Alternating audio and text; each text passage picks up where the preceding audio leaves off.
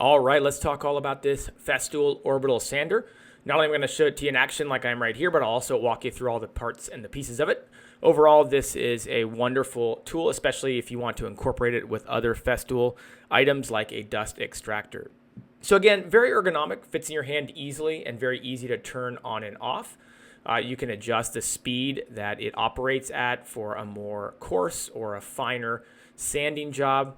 I think it weighs about 8 pounds, so it's pretty ergonomic. It's pretty lightweight. It's not overwhelming, but I mean, you notice it's there.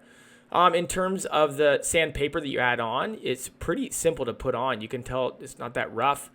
It just Velcros on and off, and if you want to go and replace it, which you'll need to do from time to time, it just Velcros on. You line up the holes, and that's important because that's how it extracts the dust.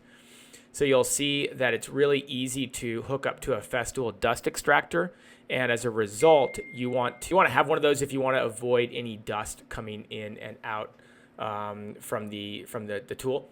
Also very easy to hook up to power, as you can tell, though I am struggling a bit to get it off.